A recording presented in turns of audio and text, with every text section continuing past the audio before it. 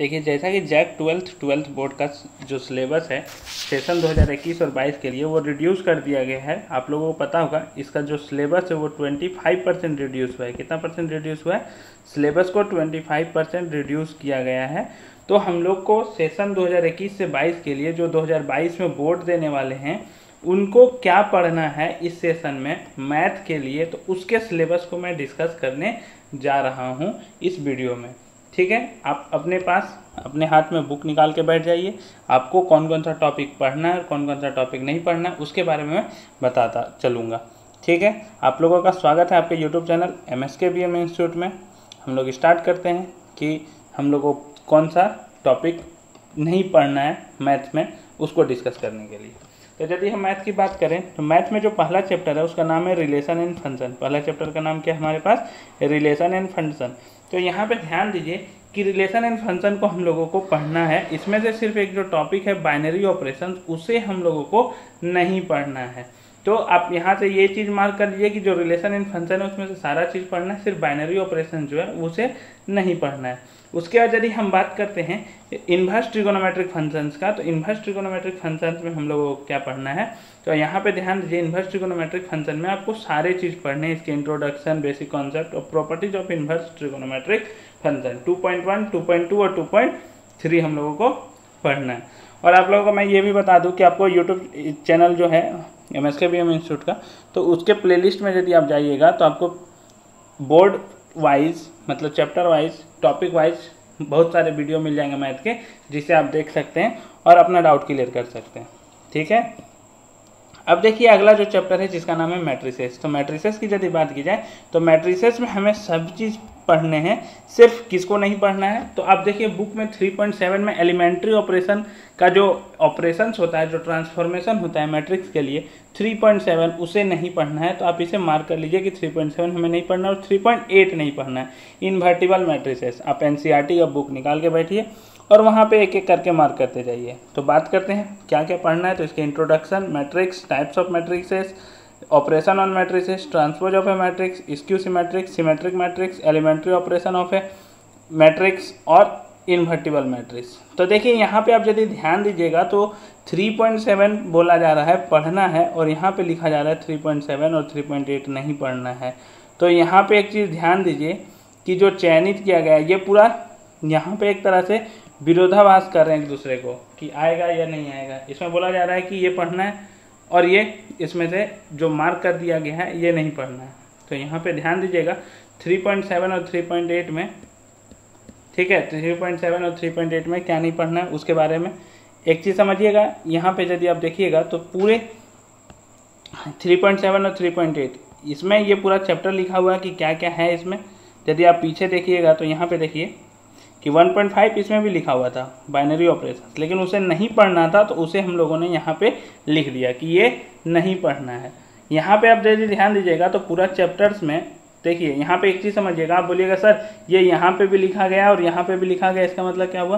देखिए यहाँ पे पहले पूरा चैप्टर लिखा गया है 3.7 और 3.8 तक है आपका, लेकिन 3.7 और 3. नहीं पढ़ना है उसको फिर से यहाँ पे लिखा गया है। उसी तरह यदि हम डिटर्मिनेंट की बात करें तो डिटर्मिनेंट में introduction, determinant, properties of determinant, area of a triangle, minors and cofactors, adjoint and inverse of a matrix, applications of determinant and matrix सब पढ़ना है इसमें से हम लोगों को। इस डिटर्मिनेंट में से कुछ छोड़ना नहीं है, लेकिन मैट्रिसेस में 3.7 और 3.8 नहीं पढ़ना है हम लोगों को। अब यदि हम लोग अगले चैप्टर की ओर बात करें मैट्रिसेस डिटर्मिनेंट के आगे, जो चैप्टर है continuity and differentiability, continuity and differentiability. तो इसमें आप ध्यान दीजिए, आपको 5.1, 5.2, 5.3 मतलब इंट्रोडक्शन इसका, कंटिन्यूटी क्या होता है, डिफरेंशिएबिलिटी क्या होता है, exponential and logarithmic function, logarithmic differentiation, derivatives of function in parametric form, second order derivative और मीन वैल्यू थ्योरम, ये पूरा चैप्टर में है। और इसमें से 5.8 जो है मीन वैल्यू थ्योरम, वो हम लोगों को नहीं पढ़ना है। जो मीन वैल्यू थ्योरम है उसको हम लोग को नहीं पढ़ना है। यदि हम बात करते हैं एप्लीकेशंस ऑफ डेरिवेटिव्स की, पहले तो हम लोगों ने डिफरेंशिएशन जान लिया, अब हम लोग उसका एप्लीकेशंस देखेंगे। तो एप्लीकेशंस में आप ध्यान दीजिए कि इसमें एक चीज़ नहीं पढ़ना है जिसका नाम है अप्रोक्सीमेशन। 6.5 जो है वो नहीं पढ़ना है हम लोग को, अप्रोक्सीमेशन। तो तो आप गौर कीजिए, पहले मैं आपको बता दूं, इधर जो है वो पूरा चैप्टर के बारे में लिखा गया है, उसमें से क्या नहीं पढ़ना है वो इधर लिखा जा रहा है। ठीक है, तो आप मार्क कीजिएगा, इसमें से ये नहीं पढ़ना है। 6.5 जो अप्रोक्सीमेशन टॉपिक्स है उसको हम लोगों को नहीं पढ़ना है। आगे बढ़ते हैं हम लोग अगले चैप्टर की ओर, जिसका नाम है इंटीग्रल्स। तो इंटीग्रल्स में देखिए जितने टॉपिक्स हैं उसमें से एक जो टॉपिक है definite integral at the limit of sum, वो हम लोगों को नहीं पढ़ना है।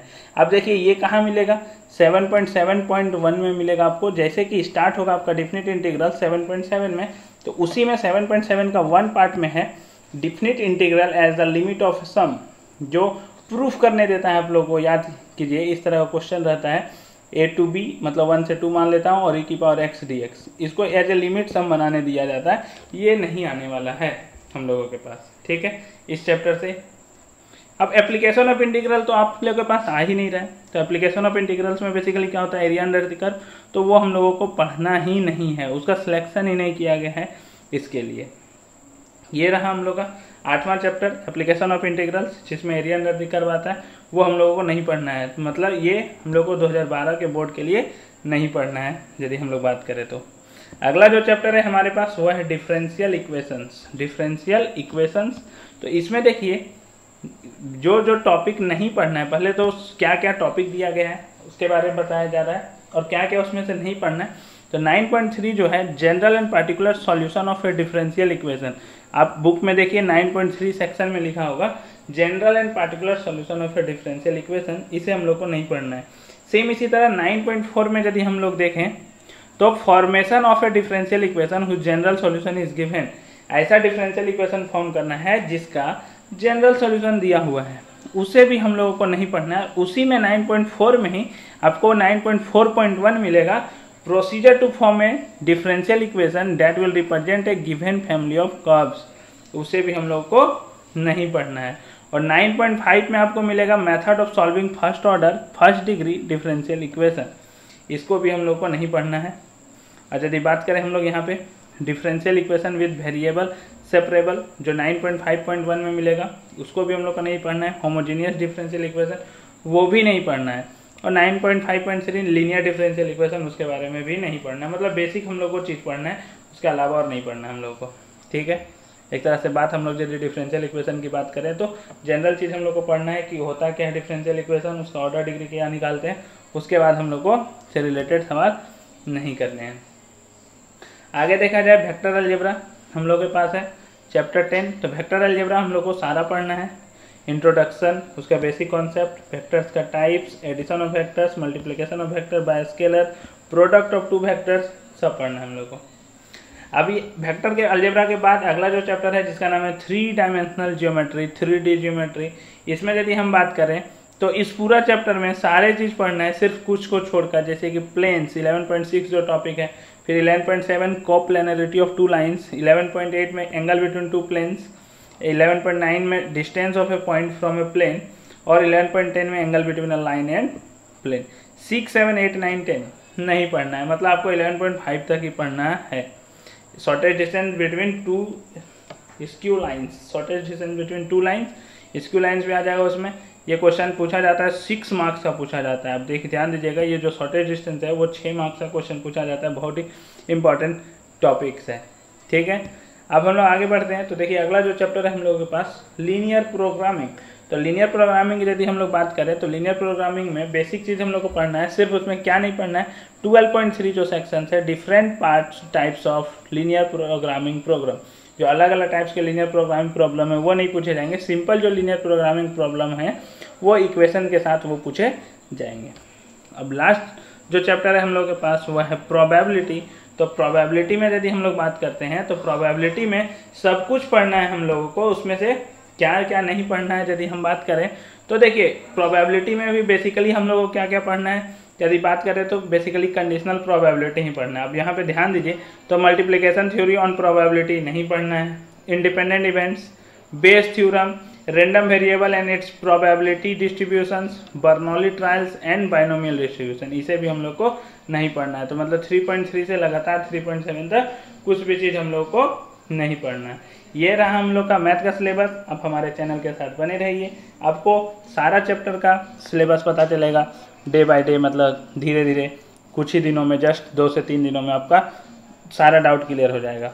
ठीक है, और आप इस वीडियो को अच्छा लगा हो तो आप लाइक करना ना भूलें और अपने दोस्तों को शेयर करना ना भूलें, और यदि आप नए हैं तो सब्सक्राइब करना भी ना भूलें। धन्यवाद, फिर मिलेंगे हम लोग नए वीडियो के साथ।